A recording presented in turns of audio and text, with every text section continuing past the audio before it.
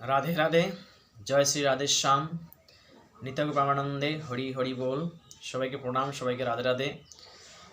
समस्त साधुगुर चरणे आपनादेर चरणे प्रणाम निवेदन जानाई। आज उत्थान एकादशी।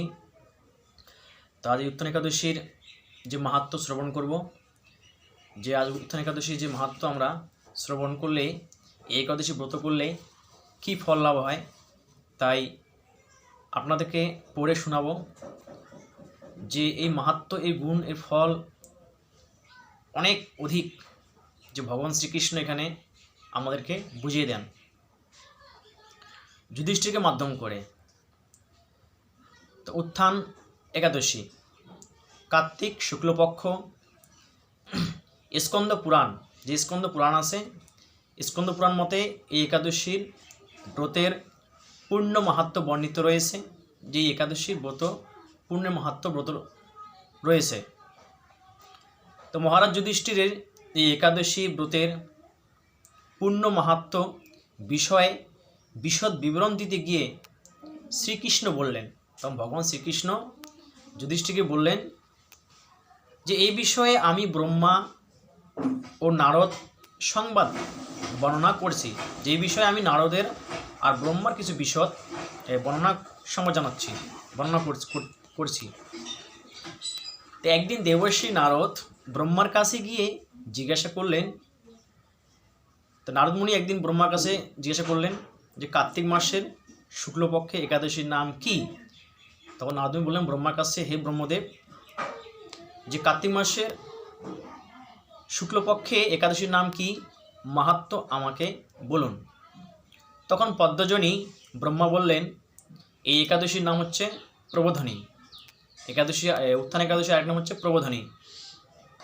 উত্থান নামেও এই একাদশী সর্বজনিত সর্বজন বিদিত এই একাদশীর নাম আবার উত্থানও বলা হয়।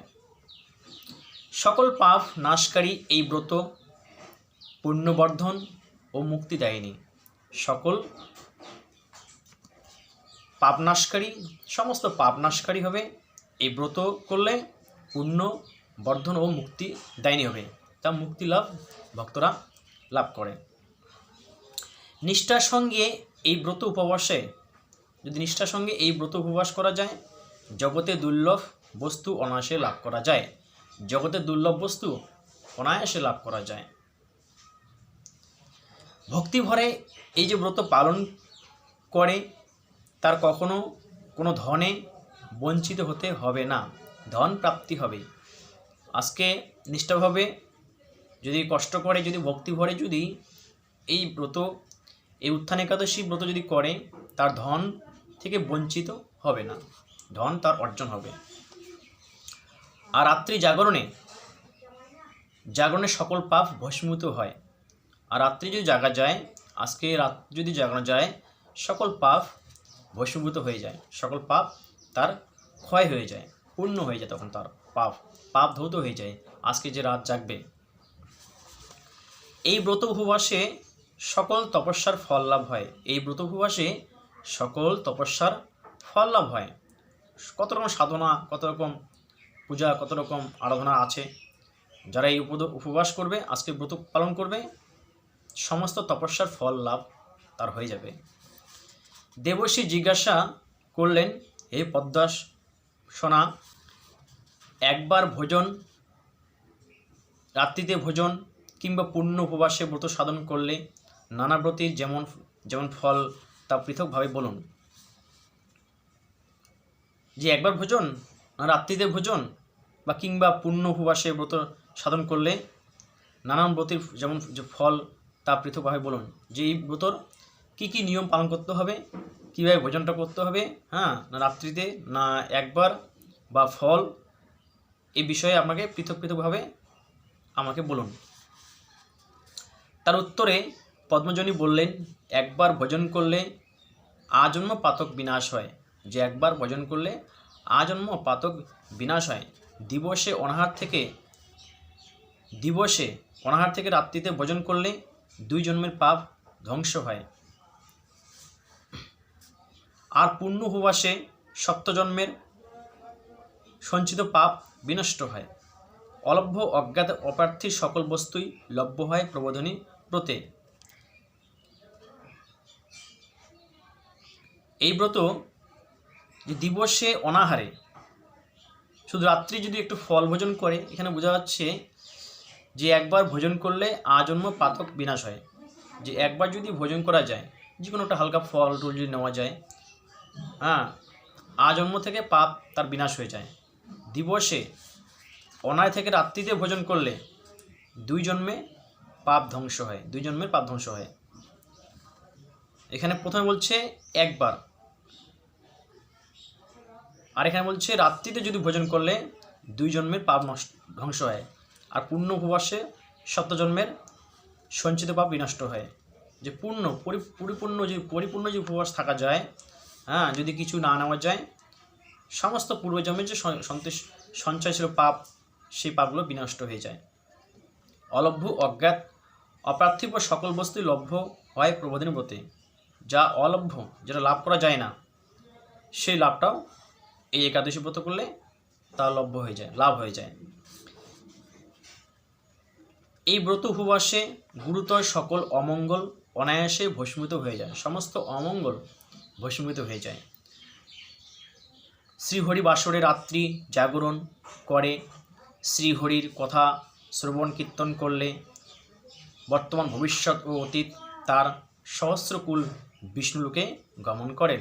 আজ এই রাত্রি জাগরণে শ্রীহরি কথা শ্রবণ করলে, কীর্তন করলে ভবিষ্যৎ ও অতীত তার সহস্রকুল তার যে কুল পিতৃপুরুষরা বিষ্ণুলোকে গমন করেন।